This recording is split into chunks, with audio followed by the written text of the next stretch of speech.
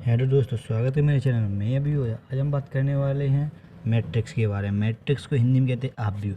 Class 12th के लिए board में जो इसका 4 नंबर का क्वेश्चन आता है और मैट्रिक्स के क्वेश्चन बहुत ही सरल होते हैं। तो आज मैं बताऊंगा मैट्रिक्स क्या होती है, ठीक है ना। तो वीडियो को बना के स्टार्ट करते हैं। वीडियो स्टार्ट करने से पहले अगर आपने मेरे चैनल पहली बार आया तो चैनल को सब्सक्राइब कर लीजिए, बेल नोटिफिकेशन दबा लीजिए, जिससे आने वाली वीडियो की नोटिफिकेशन प्राप्त हो जाए। मैं यहाँ पर रोज़ क्लास बोर्ड से रिलेटेड वीडियोस लाता रहता हूँ, इसलिए चैनल कमेंट कीजिए आपको किस टॉपिक पे वीडियो चाहिए, किस टॉपिक को आपको बहुत ज़रूरी है। चलिए स्टार्ट करते हैं। तो सबसे पहले मैंने मैट्रिक्स की लिखा है, मैट्रिक्स यानी आव्यूह। तो मैट्रिक्स से शब्द कहाँ से आया है, किसने इसकी पहली बार इसे बोला, सब प्रयोग में लाया, होता क्या है। तो मैट्रिक्स शब्द का प्रयोग सबसे पहले 1850 ईस्वी में जे सिल्वेस्टर ने किया था, ठीक है। मैट्रिक्स शब्द का आव्यूह शब्द का प्रयोग सबसे पहले किसने किया था, जे सिल्वेस्टर ने। ओटी में एक ही नंबर ही आ सकता है, इसलिए मैं आपको पहले थोड़ा क्लियर करा देता हूँ, ये चीज़ें बहुत ही इंपॉर्टेंट होती हैं। अब आते हैं ब्रिटिश वैज्ञानिक आर्थर केली ने 1858 8 साल बाद ईस्वी में अवधारणा ब्रिटिश वैज्ञानिक जो आर्थर केले थे, उन्होंने मैट्रिक्स के बारे में बताया था। अब आव्यूह क्या होता है, यहाँ पे मैं बात करता हूँ कि आव्यूह। अब आव्यूह क्या होता है, देखो मान लीजिए मैं एक आव्यूह आपके सामने लिख रहा हूँ, A11 A12 A13 dot dot dot A1n A21 A22 A23 A.2n dot dot dot dot dot dot AM1 AM2 AM3 dot AMN। देखो जो आव्यूह मैंने लिखा है, आव्यूह में जो M1 है ना, उस M है जहाँ पे ये M का प्रयोग किया गया, यानी जो M का जो प्रयोग किया, इसे कहते हैं, क्या कहते हैं, इसको कहते हैं M रो, यानी M पंक्ति, ठीक है ना। और जो N है इसे कहते हैं, जो इस तरह कॉलम है, इसे कहते हैं रो, वो sorry column, COLUMN column, COLUMEN columns कहते हैं। यानी बहुत सारे, एक कॉलम नहीं बहुत रोज़, तो इसलिए कॉलम्स, तो इसे कहते हैं एन कॉलम यानी एन स्तंभ, ठीक है ना। तो अब मैट्रिक्स की what is the definition of matrix, नहीं आव्यूह की परिभाषा क्या होती है, तो मैं हिंदी में बताऊंगा, तो आप समझ लीजिए। यदि संख्याओं की एक समूह, मान ली 1 2 3 ऐसे कुछ 5 7 ऐसी संख्याएँ लिखी हैं, ठीक है, पंक्तियों और स्तंभों के रूप में व्यवस्थित करके करें, तो हम कह सकते हैं कि संख्या के समूह को व्यू रचना कहते हैं, अरे निर्मित करता है। अरे स्केलर के आयताकार व्यू रचना को मैट्रिक्स कहते हैं, ठीक है ना। मैट्रिक्स की डेफिनेशन मैंने आपको क्लियर कर दी है। अब चलते हैं मैट्रिक्स। सबसे पहले बात करते हैं रो मैट्रिक्स के बारे में, जो अपन ने बात किया, तो यानी रो रो मैट्रिक्स, ठीक है। रो मैट्रिक्स क्या होते हैं, what is the row matrix, नाम से पता पड़ा, रो यानी पंक्ति, मैट्रिक्स यानी आव्यूह। तो देखो क्या होते हैं ये, यदि m बराबर 1, तो मैं आपको सीधे बताऊँ, यदि a बराबर, मैं आपको सीधा डेफिनेशन क्या, A1 A2 A3 dot dot AN, it is called row matrix. इसमें एक ही पंक्ति होगी, उसे कहेंगे रो मैट्रिक्स, ठीक है ना, रो मैट्रिक्स। यदि और इसी प्रकार इसका एक अन्य उदाहरण ले लेते हैं, जैसे कि मान लीजिए यह एक 1 क्रॉस n आव्यूह है, ठीक है ना, ठीक आव्यूह है एक, ठीक है। 1 क्रॉस n यानी एक पंक्ति है और स्तंभ भी एक ही, तो ये रो मैट्रिक्स को, क्योंकि इसमें रो ही रो है, स्तंभ तो देखा नहीं, स्तंभ भी, तो वन एन रो मैट्रिक्स है। एक दूसरा उदाहरण लेते हैं, तो A इक्वल मैं लेता हूँ 1 2 0 3, तो यहाँ पे पंक्ति कितनी है, एक, लेकिन स्तंभ कितनी है, 4, तो क्या 1 into 4 की मैट्रिक्स होगी, इसे कहते हैं रो मैट्रिक्स। अब स्तंभ मैट्रिक्स में, अब यानी कॉलम मैट्रिक्स, मैं आपको यहाँ पर बताऊँ COLUMN कॉलम, ठीक है ना, मैट्रिक्स MATRI। मैंने आपको पहले बताया, राइटिंग के लिए मैं सॉरी बोलता हूँ कि मैं एक हाथ से कैमरे पकड़ा हुआ हूँ और एक हाथ से वीडियो बना रहा हूँ, इसके लिए मैं माफ़ी मांगता हूँ। अगर आप मेरी वॉइस आपको क्लियर आ रही हो, इससे आप समझ सकते हैं ना, ठीक है। तो रैंक मैट्रिक्स मैं आपको थोड़ा सा ये डिटेल से दे रहा हूँ, क्योंकि ये ज़रूरी है आपके लिए, क्योंकि OT में ये पूछ सकते हैं। अब कॉलम मैट्रिक्स उसी प्रकार से, मान लीजिए 1 2 0 3, तो ये क्या हो गया, 1 into 4, यानी यहाँ पे सॉरी 3 वो 4 into 1 हो गया, 4 into 1 यानी 4 पंक्तियाँ, एक पंक्ति, दो पंक्ति, तीन पंक्ति, चार पंक्ति, एक स्तंभ, ठीक है, 4 into, इसे कहते हैं रो, वो कॉलम मैट्रिक्स। अब आते हैं, आगे बढ़ते हैं अगले। अब बात की हैं जीरो, नाम से पता पड़ रहा है जीरो और null matrix, null matrix. Zero और नल मैट्रिक्स ये क्या होते हैं? अब नाम से पता है जीरो, शून्य आप भी सब जीरो जीरो जीरो। अब मैं रो भी जीरो हो, कॉलम भी जीरो, चाहे 3x3 की मैट्रिक्स क्या होगी? जीरो। ऐसे कहते हैं शून्य आप भी हो, जीरो या नल मैट्रिक्स। अब आते हैं स्क्वायर मैट्रिक्स। अगले पॉइंट की ओर बढ़ते हैं। स्क्वायर यानी स्क्वायर, SQUAR स्क्वायर मैट्रिक्स, यानी इसको कहते हैं वर्गाव्य। वर्गाव्य क्या होते हैं? M और N बराबर होने चाहिए। जैसे मान लीजिए मैं एक उदाहरण लेके समझाता हूँ आपको। यदि 1 4 7 3 3 -4 3 8 -9 स्क्वायर मैट्रिक्स, यानी 3 जिसके स्क्वायर होगी। अगर यहाँ पे मैं कहता 2 2 4 4 2 × 2 की, ये भी स्क्वायर मैट्रिक्स होगी। मतलब जो है उसका स्क्वायर, 2 4 4 की है, 5 5 की है, उसके स्क्वायर मैट्रिक्स नहीं, उसके कहते हैं स्क्वायर मैट्रिक्स। ठीक है ना। अब आगे बढ़ते हैं। अब पढ़ते हैं diagonal matrix. Diagonal matrix, diagonal matrix नाम से पता, डायगोनल है विकर्ण। विकर्ण क्या होते हैं? देखो, जैसे कोई मैट्रिक्स है, ठीक है ना। जैसे मैं मान लेता हूँ A11 0 0 0, A21 0 0 0, A31 33, A22 sorry यहाँ 22 होगा, आई एम रियली सॉरी मैं गलत लिख गया, ठीक है ना, 22। तो ये क्या हो गया? 3 × 10 की एक डायगोनल मैट्रिक्स होगी। इसमें नीचे और हम निकाले जीरो देने, डायगोनल जीरो नहीं होते, इसको कहते हैं diagonal matrix. It is called diagonal. कभी कभी वो हमें दे देगा क्वेश्चन में, कभी कभी कह देता है गिवन डायगोनल 1 2 3, तो अपन डायगोनल्स दिए हैं और मैट्रिक्स निकालनी, तो कैसे निकालेंगे? वो इस डायगोनल दे दे, इस तरह से मैट्रिक्स के रूप में लिख के उसको हल करेंगे, जैसे कि इक्वेशन दी होगी। ठीक है, मैंने ये सब आपको बता दिए। चलिए हम कुछ सवाल ऊपर बढ़ते हैं। तो सवाल में आपको कुछ 3 टाइप के मैट्रिक्स में होते हैं जो कि बहुत सरल होते हैं। देखो, सबसे पहले आपको A11 A22 ये सब सभी जानते हैं। चलिए हम एक सवाल करते हैं ना।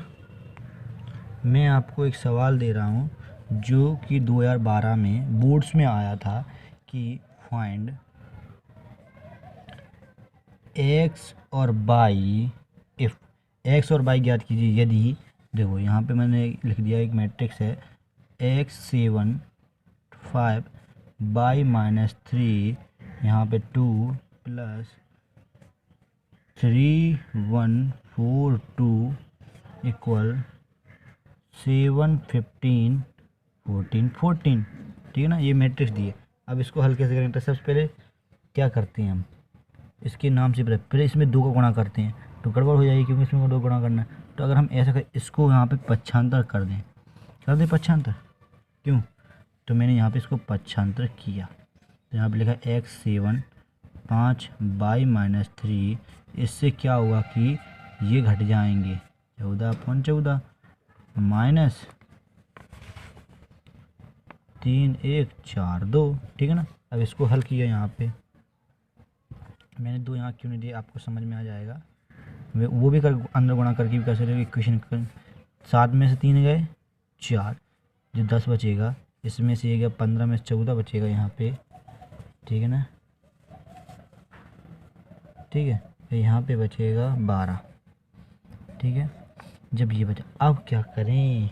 ठीक है ना, अगर अब मैं इसमें से 2 का भाग दे दूँ, नहीं यहाँ पे मैं लिख दूँ x7 5 y -3, इसको यहाँ पे भेज तो क्या 1/2, तो क्या होगा 4 14 10 12।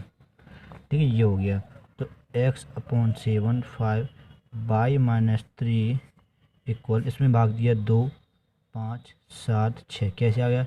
इसमें अलग भाग देते, इसमें अलग भाग देते, इसमें अलग भाग, इसमें अलग, क्योंकि इसमें सब में अलग अलग भाग चलता है। ठीक है, तो ये दीजिए। अब x = क्या प्राप्त हो गया अपन को? 2 प्राप्त हो रही है, जो जिसके सामने होगा वही उसकी वैल्यू होगी। 5 = 5 7 = 7, जो तो बराबर हैं, तो x = क्या हो जाएगा? 2, और y -3 = क्या हो जाएगा? 6, तो y = 6 + 3 y = 9। इस तरीके से अपन ने x और y की वैल्यू निकाल ली। बोर्ड्स में बस इतनी नॉर्मल क्वेश्चन आते हैं। ये तो था एक नॉर्मल क्वेश्चन, कैसे मैट्रिक्स हैं। अब जैसे 2 मैट्रिक्स से जोड़ घटाना, तो आपको बताया, जैसे मैं बता दूँ कि यहाँ पे मैं एक सवाल करता हूँ। यदि A = दिया है 2 3 4 5, और यहाँ पे B = दिया है 4 5 3 2। ठीक है, अगर वो हमसे कहेगा कि A + B निकालो, फाइन, तो 2 + 4 4 + 5 यानी 2, इसका 2 पहले वाला जो पंक्ति है उसी पंक्ति से जोड़ेगी, ठीक है ना। 4 + 5 3 + 3 5 + 2 जोड़ दिया, क्या आ गया यहाँ पे 4 2 6 5 4 9 3 3 9 5 2 7। इस तरीके से अपन हल कर लेते हैं, ठीक है ना। तो ये जोड़ घटाना तो कोई ज़रूरत नहीं है नहीं। अब इसमें ठीक है, अब इसमें थोड़ा आगे बढ़ते हैं, जो कि सवाल बहुत ही ज़रूरी है, मैं बता देता हूँ। और हाँ, वीडियो अच्छी लगती है तो वीडियो को लाइक कीजिए, कमेंट कीजिए। आपको कहाँ समझ में नहीं आ रहा, समझ में नहीं आ रहा है तो प्लीज़ ज़रूर से ज़रूर कमेंट कीजिए, क्योंकि आपकी कमेंट ही मेरे लिए बहुत ज़रूरी है। और कहाँ पे मैं गलत कर रहा हूँ, कहाँ पे मैं सही कर रहा हूँ, बताइए।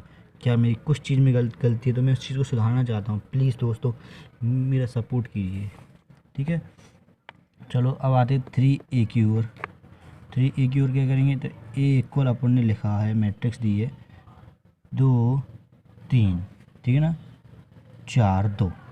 और यहीं मैंने b कहा है कि b दिया है मैंने 1 2 3 5।